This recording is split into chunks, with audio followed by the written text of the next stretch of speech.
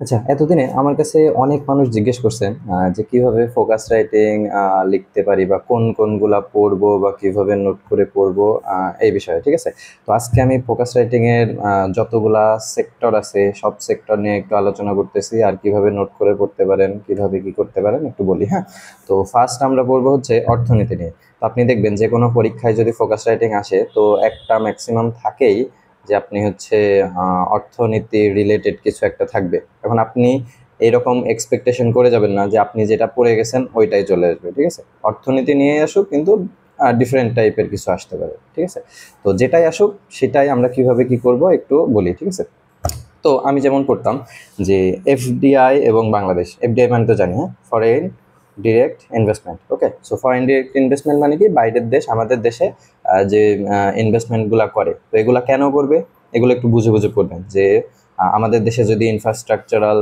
Development হয় বা আমরা এই যে আপনার ইপিজেড করতেছি, এগুলো যদি উন্নত হয় তাহলে বাইরের দেশের কোম্পানিরা আমাদের দেশে ইনভেস্ট করতে পারে। তো এইরকম এফডিআই কি, এফডিআই এর বেনিফিটসগুলো আমাদের দেশের জন্য কি, মানে হোম কান্ট্রি মানে আমাদের দেশ, আর বাইরের দেশের কান্ট্রির জন্য আবার কি কি জিনিসগুলো গুরুত্বপূর্ণ এগুলা। হ্যাঁ, আর আমাদের দেশে এফডিআই এর পরিস্থিতি কেমন, যে এফডিআই এর ফলে কি রকম উন্নতি হচ্ছে, বা এফডিআই বিলিয়ন ডলারে কেমন আসতেছে, এগুলা ফ্যাসিলিটি কি কি দেওয়া হয় ফরেন ইনভেস্টরদের যাতে তারা আমাদের দেশে ইনভেস্টমেন্ট করে। ঠিক আছে, তো এই জিনিসগুলা, তো এই জিনিসগুলো একটু বুঝে বুঝে পড়বেন, এগুলো মুখস্থ করার জিনিস না।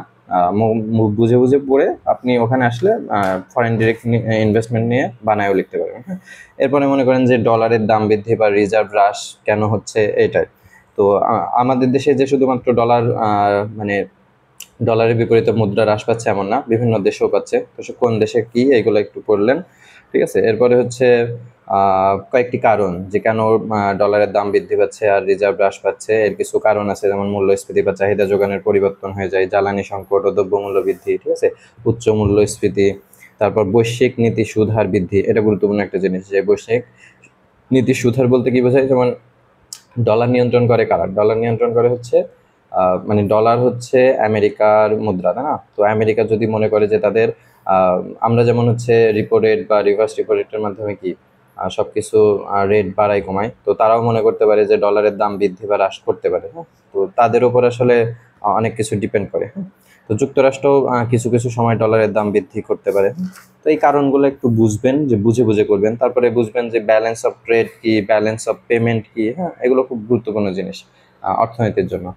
তো এরপর হচ্ছে রিজার্ভের চাপ কমাইতে কি কি করতে পারি, এই টাইপের জিনিস। এরপর হচ্ছে ডলার বা রিজার্ভ সংকটে ব্যাংকের ভূমিকাগুলো কি কি হবে, যাতে ডলার বা রিজার্ভ এর সংকট না হয়। ঠিক আছে, তো এর একটা গুরুত্বপূর্ণ জিনিস হচ্ছে যে আন্ডার অ্যান্ড ওভার ইনভয়েসিং। ঠিক আছে, সো এই আন্ডার ইনভয়েসিং আর ওভার ইনভয়েসিং এর মাধ্যমে আমাদের দেশ থেকে অনেক টাকা বাইরে পাচার হয়। ঠিক আছে, এগুলো হচ্ছে মানি লন্ডারিং এর ভিতরেও পড়ে। হ্যাঁ, তো এগুলো যদি বুঝেন তাহলে মানি লন্ডারিং নিয়েও যদি কিছু আসে তাহলে তার ভিতরে এগুলো লিখে দিতে পারবেন। হ্যাঁ, আপনার কাজ হবে হচ্ছে বুঝে বুঝে টপিক ওয়াইজ সবকিছু পড়া। সবকিছু আপনি যদি পড়েন দেখবেন যে যে কোনো টপিকস আসতেছে আপনি ওর ভিতরে এগুলো ইউজ করতে পারতেছেন। হ্যাঁ, আর এই মুদ্রাস্ফীতি এবং বাংলাদেশে বৈশ্বিক চ্যালেঞ্জ কি কি কারণে মুদ্রাস্ফীতি হয়, এর প্রভাব কি, এর থেকে উত্তরণের উপায় কি বা এটা নিয়ন্ত্রণের উপায় কি। হ্যাঁ, এগুলো পড়বেন। এরপর আইএমএফ লোন তো আমরা আগে নিছিলাম, এখন এটা গুরুত্বপূর্ণ তেমন না, তারপরেও দেখবেন। তো এই রিলেটেড জিনিস যদি আপনার অর্থনীতি নিয়ে মনে থাকে, বা ইনফ্লেশন রেট 5 বছরের, গ্রোথ রেট 5 বছরের, যেমন এই যে এগুলা, যে জিডিপি প্রবৃদ্ধির হার গত কয়েক বছরে কেমন। ঠিক আছে, জিডিপির আকার বিলিয়ন ডলারে কেমন, বৈশ্বিক মুদ্রার রিজার্ভ কেমন। ঠিক আছে, তো এই টাইপের জিনিস আপনি যদি একটু মনে মনে থাকে আর এই জিনিসগুলো একটু বুঝেন তাহলে অর্থনীতি নিয়ে যাই আসুক আপনি পারবেন। ঠিক আছে, তো এই গেল হচ্ছে অর্থনীতি বিষয়ে। এবার আমরা আসি একটু ব্যাংকিং সেক্টর নিয়ে। যদি ব্যাংকিং সেক্টর নিয়ে কিছু আসে তাহলে ব্যাংকিং সেক্টরে হচ্ছে good governance in banking sector, কিভাবে ব্যাংকিং সেক্টরে গুড গভর্নেন্স করা যায়। ঠিক আছে, গুড গভর্নেন্স মানে কি, আপনার অ্যাকাউন্টেবিলিটি থাকবে। ঠিক আছে, প্রত্যেকটা কিছুর জবাবদিহিতা থাকবে। হ্যাঁ, তো এই টাইপের এগুলো একটু পড়লেন তাইলে এমনি বানাই লিখতে পারবেন। হ্যাঁ, তারপর হচ্ছে ফাইন্যান্সিয়াল ইনক্লুশন ইন বাংলাদেশ। ঠিক আছে, যে গ্রামীণ দরিদ্র যে সমাজ রয়েছে তাদেরকেও যাতে আর্থিক যেসব সেবা দেওয়া হয়, যেমন মোবাইল ফাইন্যান্সিং, আপনার মোবাইল ব্যাংকিং যে সেবাগুলো, এগুলোর আন্ডারে তারা আসে, ঠিক আছে। সো এই টাইপের এখানে কিছু ইনফরমেশন মুখস্থ করবেন। তারপর হচ্ছে অবজেক্টিভস অফ ফাইন্যান্সিয়াল ইনক্লুশন, এগুলোর অবজেক্টিভ, এগুলো মুখস্থ করলেও হবে না। আচ্ছা, তারপর হচ্ছে এআই ইন বাংলাদেশ বিজনেস, ঠিক আছে, যে আর্টিফিশিয়াল ইন্টেলিজেন্স বাংলাদেশের বিজনেসে কেমনভাবে কাজ করে, ব্যাংকিং সেক্টরে কেমনভাবে কাজ করে, সব কিছুই একটু একটু করে করবেন। হ্যাঁ, যে সুবিধা কি, প্রস অফ দ্য এআই ইন্টিগ্রেশন। হ্যাঁ, যে এআই যদি আমরা আনি তাহলে আমাদের সুবিধাগুলো কী কী, আবার অসুবিধা কী কী। হ্যাঁ, সুবিধার তুলনায় অসুবিধা আবার একটু একটু বেশি। দেখা যাবে যে অনেকের জব আর নাই, এই যে জব ডিসপ্লেসমেন্ট, মানে জব আর থাকবে না, সব তো এআই করবে, তাই না? তো এই রিলেটেড জিনিস একটু দেখবেন। তারপর ক্যাশলেস সোসাইটি বানাইতে গেলে কি কি লাগবে, ঠিক আছে। ক্যাশলেস সোসাইটির কি কি আছে, যে ডেবিট কার্ড, ক্রেডিট কার্ড, এগুলো, তারপর কি contactless card, mobile financial service, এগুলো কি ক্যাশলেস সোসাইটির আন্ডারে। হ্যাঁ, এবার আরও আছে কিউআর কেবল, কিউআর কোড টোড, হ্যাঁ, এগুলা। তো এগুলো একটু দেখবেন। এরপর মনে করেন যে আরএমজি এক্সপোর্ট। সো আরএমজি এক্সপোর্টের কিছু ইনফরমেশন আমি মুখস্থ করে রাখতাম, যে এক্সপোর্টের রেডিমেড গার্মেন্টস থেকে এই এক্সপোর্টগুলো আসলে এরপরে বানাই টানাই লিখে দিতাম, কারণ আমরা তো জানি যে আমাদের রপ্তানি আয়ের প্রধান অংশ আসে কি এই আরএমজি সেক্টর থেকে, তাই না? এগুলা এই করার মাধ্যমে। এরপরে মনে করেন যে এগুলো হচ্ছে পেপার ইনফরমেশন, পেপারের থেকে কিছু ইনফরমেশন নিতাম। যেমন এখানে একটা দেখেন যে theory of lipstick effect to economy. তো লিপস্টিক ইফেক্ট করছেন কিনা আমি জানি না। তো দেখবেন যখন কোনো অর্থনীতির অবস্থা খুব খারাপ থাকে, আচ্ছা আরেকটা কথা বলি, যেমন মনে করেন যে আপনার বউয়ের কাছে আগে অনেক সোনা দানা গহনা, কিন্তু আপনার পরিবারের অবস্থা এখন খুব খারাপ, তখন দেখবেন যে কি করে, কোনো একটা অনুষ্ঠানে যাইতে গেলে জাস্ট এই যে এখানে লেখা আছে যে চিরুনি এবং লিপস্টিক দিয়ে বাকি এলোমেলো অবস্থা ঢাকার চেষ্টা করা হয়, ঠিক আছে। আপনার অবস্থা যখন বা আপনার আর্থিক অবস্থা যখন খুব খারাপ, তো অর্থনীতির ক্ষেত্রেও এমন, যে অর্থনীতি যখন খুব একটা ভালনারেবল পরিস্থিতিতে থাকে, তখন কি করে হয় যে উপর কিছু জিনিস দিয়ে ঢাকার চেষ্টা করা হয় অর্থনৈতিক এই পরিস্থিতি। তো এইগুলো হচ্ছে ব্যাংকিং সেক্টর নিয়ে একটু দেখবেন, ঠিক আছে। ব্যাংকিং সেক্টরে এইগুলো নিয়ে যা আসুক তাই পারবেন। হ্যাঁ, তো ব্যাংকিং সেক্টর যদি যাই, এরপরে আমরা আসি যে মনে করেন যে কি দেখব,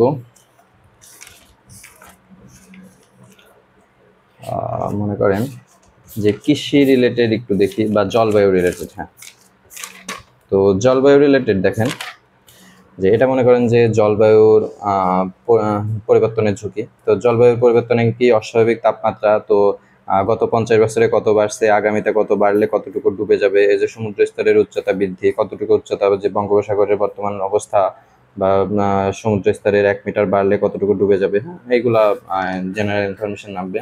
তারপর হচ্ছে জীববৈচিত্র্য বা প্রাকৃতিক ঐতিহ্য কি হয়ে যাবে, তারপর লবণাক্ততা কত বৃদ্ধি হবে, প্রাকৃতিক দুর্যোগ কত বৃদ্ধি হবে, এই জিনিসগুলো এগুলো আপনি জানেন।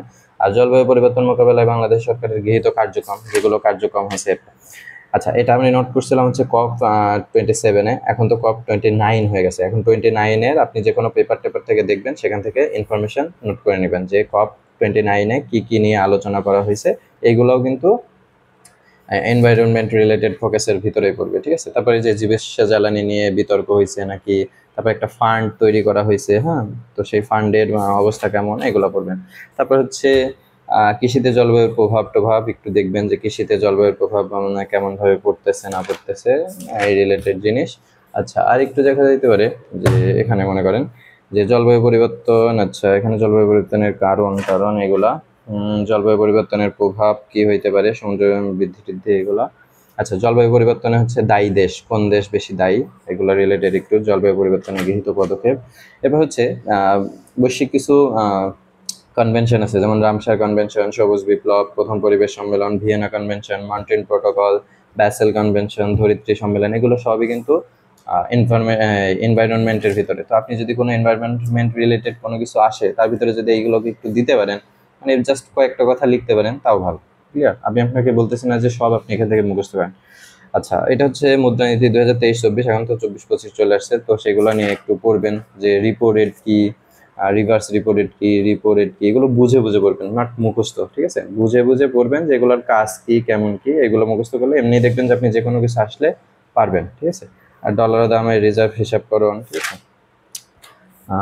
এই হচ্ছে ব্যাপার। এরপর হচ্ছে ডিফল্ট লোন নিয়ে একটু দেখতে পারেন, যে ডিফল্ট লোন কেন হচ্ছে, ডিফল্ট লোনে আমাদের অবস্থান কোন জায়গায় ডিফল্ট লোনে বাংলাদেশ, মানে বিশ্বে। তারপর হচ্ছে ডিফল্ট লোন মানে হচ্ছে নন পারফর্মিং লোন। তো এই নন পারফর্মিং লোনের প্রতি বছর কেমন কেমন নন পারফর্মিং লোন হচ্ছে, আস্তে আস্তে বাড়তেছে কিনা, বাড়ার কারণগুলা কি, কস্ট অফ নন পারফর্মিং লোনের কস্ট কেমন হবে, তারপর স্টেপ কি কি নেওয়া যায় এটা রিডিউস করার জন্য। হ্যাঁ, তো এই এই রিলেটেড জিনিস আপনি একটু দেখবেন। আচ্ছা, আমি যদি আপনাকে এখন বলি যে আপনি কিভাবে নোট করবেন। হ্যাঁ, তো নোট করার ক্ষেত্রে মনে করেন যে আমি এখানে একটা দেখাই যে কিভাবে নোট করা যায়। মনে করেন যে আর্থ সামাজিক উন্নয়নে প্রবাসীদের ভূমিকা বা রেমিটেন্স নিয়ে যে কোনো ফোকাস আসুক, তাহলে রেমিটেন্স নিয়ে আমাকে কতটুকু জানা লাগবে এতটুকু আপনি একটু জেনে নেন। যেমন দেখেন যে রেমিটেন্স আহরণে বিশ্বে বাংলাদেশের অবস্থান, আমি এখানে বাংলাদেশের অবস্থান এত, মানে এইভাবে না করলেও হবে, আপনি জাস্ট সিম্পলি করলে হবে যে বাংলাদেশের অবস্থান এত। ঠিক আছে, তারপরে হচ্ছে সূত্র হচ্ছে নবাড বিশ্ব ব্যাংক।